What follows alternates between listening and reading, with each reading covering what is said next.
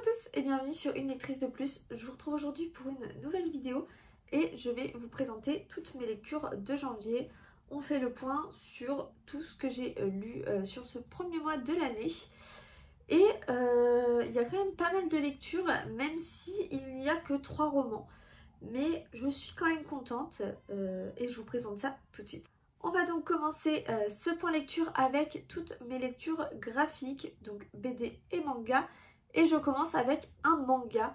Il s'agit de Alpi the Soul Sender, donc c'est le tome 5 de Rona. C'est publié chez Kiyun. Je vous en ai déjà parlé il me semble. J'ai lu quasiment d'une traite les 4 premiers tomes lorsque je les ai achetés. Et là, à l'occasion d'un Père Noël secret avec le Bookstar rouennais, j'ai reçu du coup ce tome-ci que j'ai dévoré assez rapidement derrière, je dois avouer. Et on est toujours dans un univers sombre et en même temps très poétique, très nature, créatures fantastiques, vraiment ça ne bouge pas. Même si voilà, on sent qu'il y a quand même des parties un peu sombres.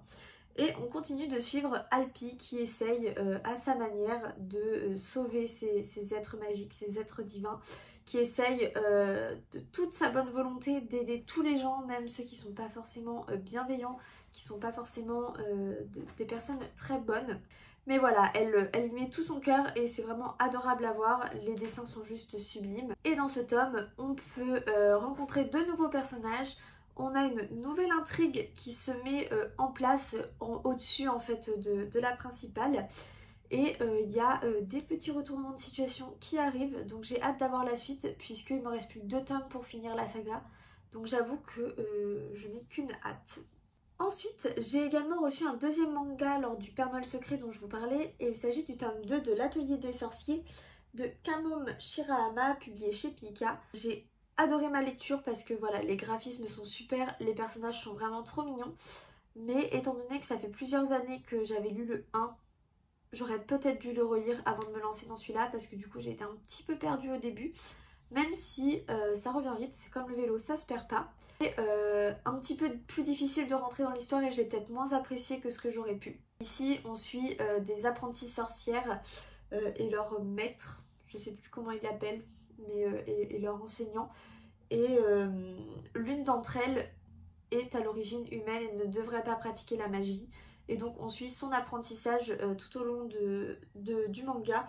Et c'est hyper sympathique. Et là, les jeunes filles se retrouvent prisonnières à devoir compter un moment que sur elles-mêmes. Et là, l'entraide était superbe à voir se mettre en place. Vraiment, c'est un manga que je ne peux que conseiller. Il est tout doux. J'ai ensuite pu emprunter les BD L, donc le tome 1 et le tome 2, en prévision de la sortie du tome 3. Où je pense que du coup, au vu de ma lecture, je craquerai pour le 3 et du coup pour les 2 premiers puisque je n'avais pas encore pu lire. Elle, c'est une BD où on suit un personnage qui a des troubles de la personnalité, qui semble avoir du coup différentes personnalités, je sais plus comment on appelle le terme exact, mais lors des moments stressants dans sa vie ou quand il y a des déclencheurs, ça va être une autre personne entre guillemets qui prend le contrôle de son corps. Et donc visiblement c'est pas tout à fait diagnostiqué dans le cas de notre personnage. Donc on la suit dans son entrée à une nouvelle école, se faire des amis et puis voilà, le trouble reprend le dessus.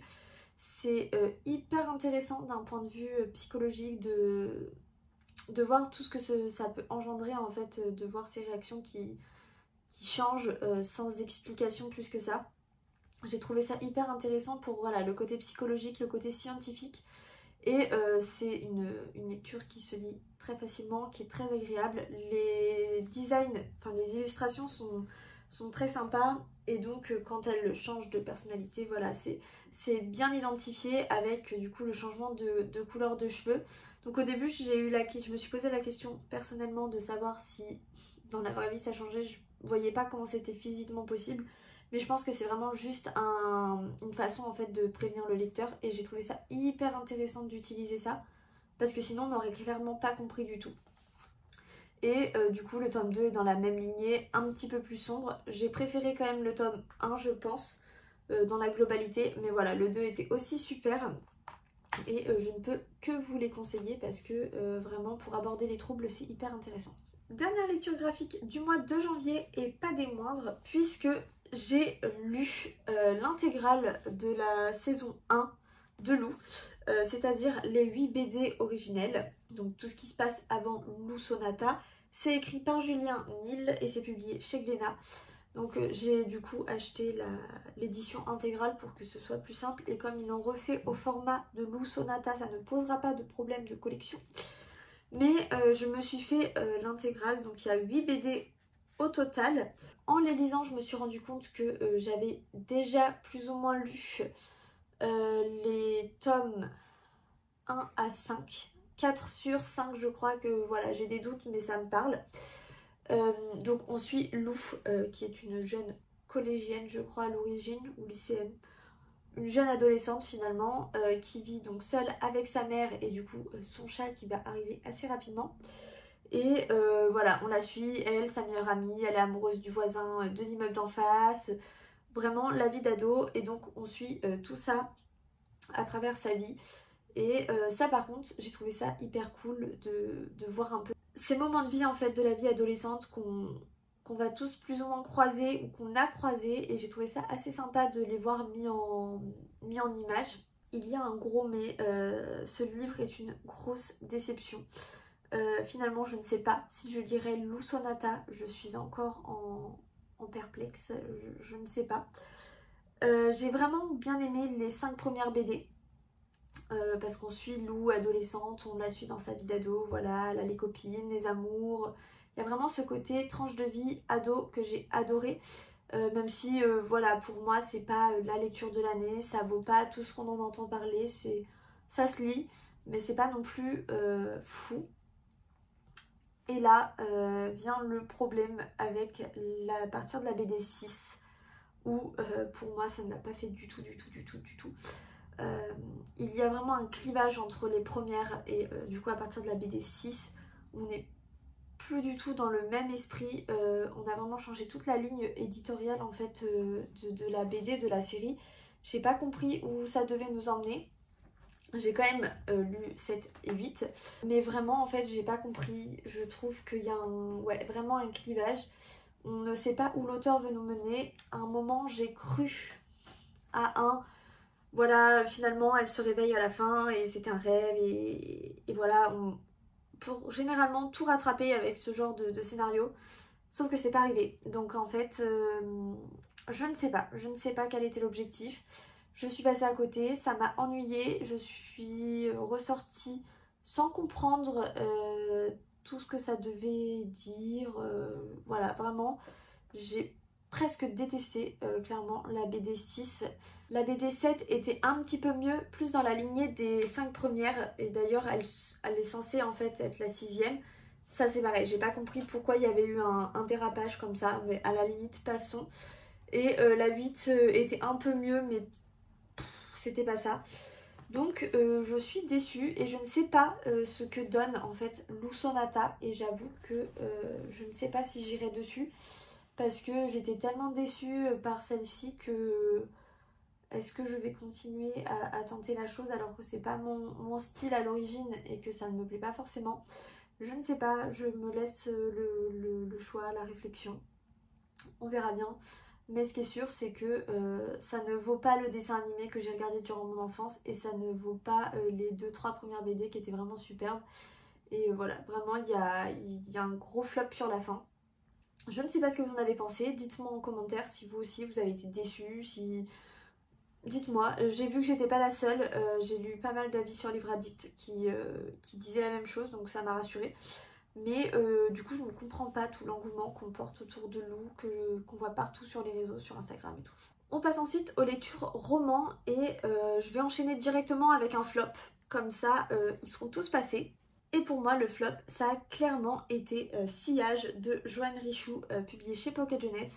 C'est un livre que j'ai reçu dans le cadre du prix des lecteurs de Pocket Jeunesse, puisque je fais partie des membres du jury. J'étais hyper contente quand j'ai vu l'annonce du premier titre, que j'ai vu la couverture, que j'ai lu le résumé, enfin dans les grandes lignes, j'ai lu le résumé dans les grandes lignes, et je me suis dit c'est cool, ça promet.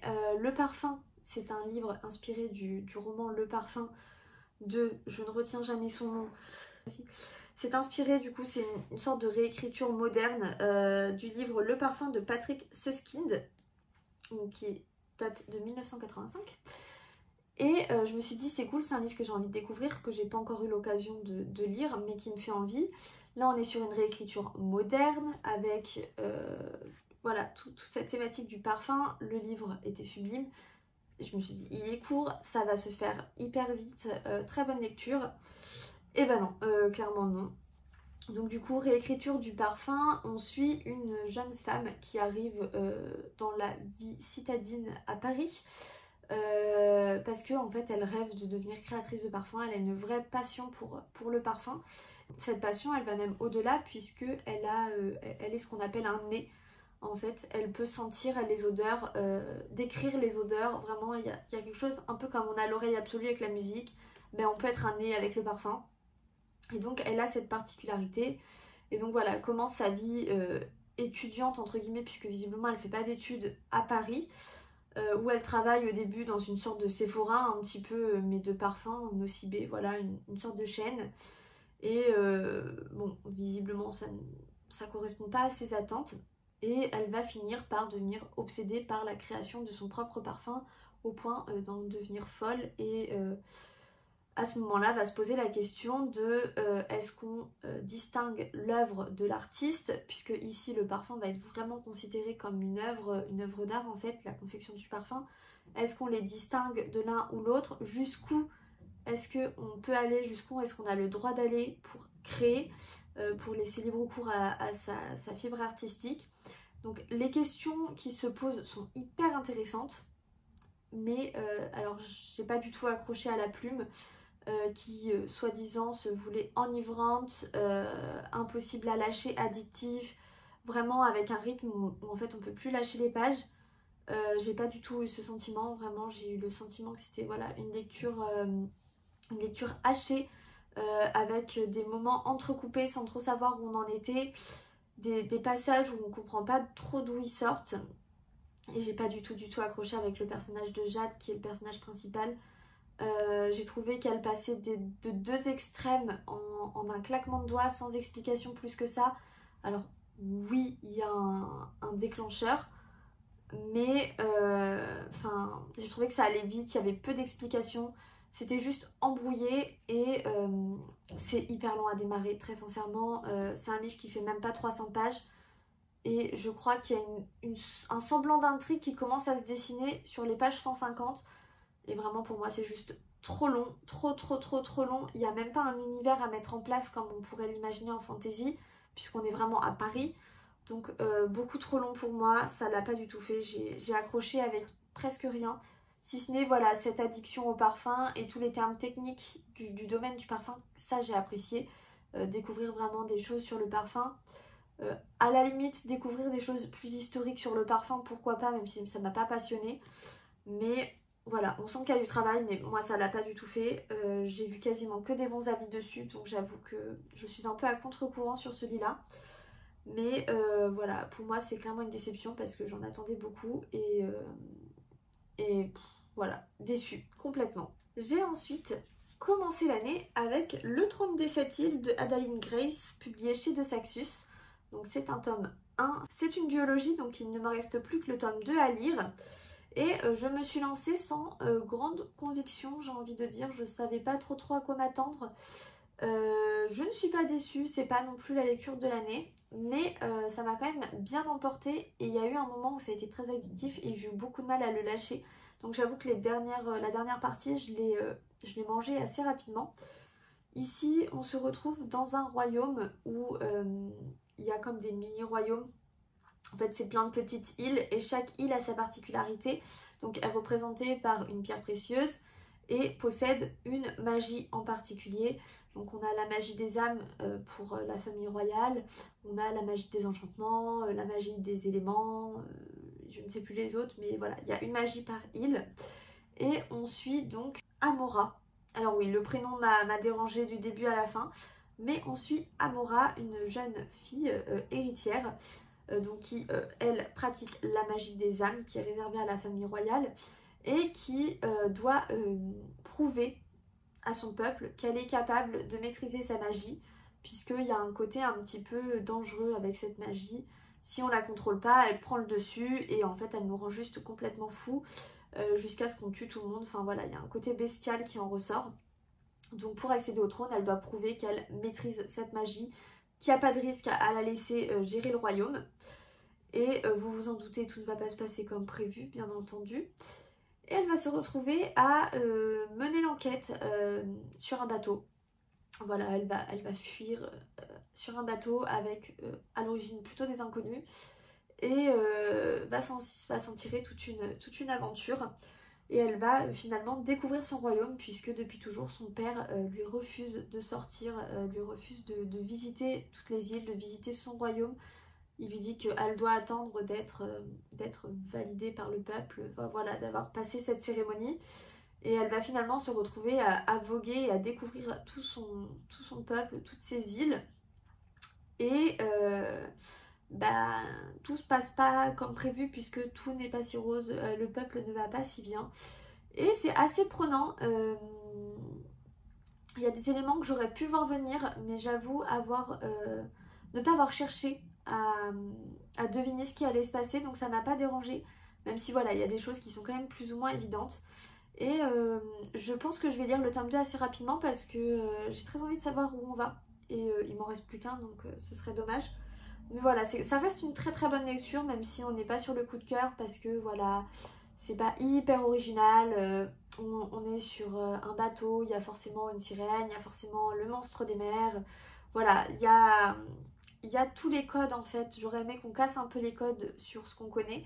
Mais sinon, à part ça, c'était quand même super. On passe enfin à ma dernière lecture du mois de janvier, qui est ma meilleure lecture du mois, qui a été vraiment, je pense, un coup de cœur, même si au début, je pariais pas dessus.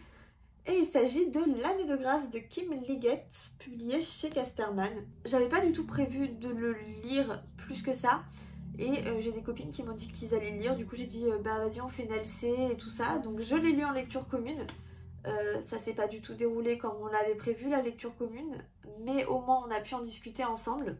Ici, on est dans un récit plutôt féministe où, alors le résumé ne renvoie pas du féminisme, mais je vous jure que ça y est. Les jeunes femmes, lorsqu'elles atteignent l'âge de 16 ans, sont envoyées en exil dans la forêt pendant 1 an pour qu'elles puissent faire s'évaporer, faire disparaître leur magie, puisque à 16 ans, elles développent une certaine magie dangereuse contre les hommes. Voilà. Et donc il faut qu'elles évacuent toute cette magie avant d'être acceptées dans le village, d'être acceptées dans la vie de la cité. On est bien entendu dans une dystopie où, comme vous l'imaginez, les femmes n'ont pas leur place, n'ont pas de choix. Voilà, elles sont là, elles sont jolies, elles font des enfants. Et des garçons s'il vous plaît, parce que sinon c'est chiant. Donc voilà, on part sur des très bonnes bases. Et bien entendu, on suit notre héroïne qui, elle, n'est pas tout à fait d'accord avec tout ce qui se passe, qui a plutôt un côté garçon manqué, qui ne veut pas se retrouver mariée et devoir épouser un des garçons. Donc elle, son rêve, c'est d'aller travailler dans les champs. Autant vous dire, c'est la place que personne ne veut, hein. Voilà. Et bah voilà, tout va pas se passer comme prévu, hein. On s'en doute aussi.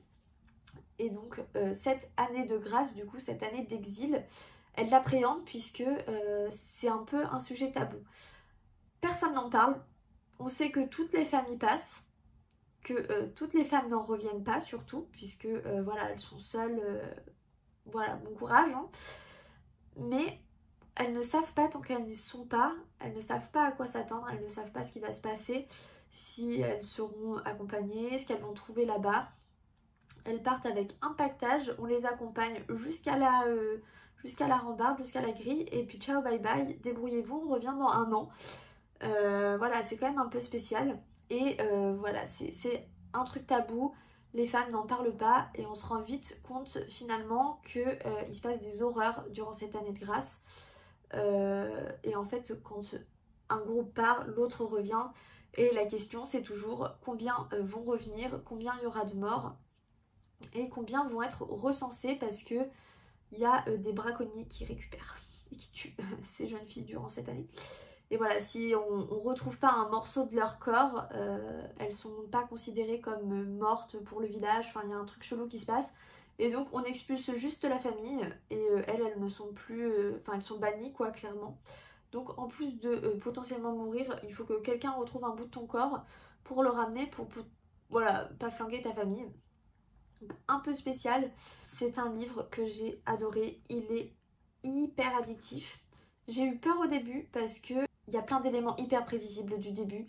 Les 50 premières pages, dès qu'il se passe quelque chose, un petit suspense, on sait ce qui se passe. Et du coup, j'ai eu peur. Je me suis dit, oh là là, si c'est ça, tout le roman, ça va être horrible. Parce que j'ai pas envie de deviner ce qui a été écrit, en fait, j'ai envie de le découvrir. Et finalement, passé ces 50 premières pages, on n'a plus du tout cet effet-là. Alors, est-ce que c'était volontaire pour nous matrixer et que du coup, on voit pas venir la fin? Je ne sais pas, mais en tout cas, c'est réussi. J'ai eu peur au début et puis finalement, je me suis clairement fait avoir sur la fin.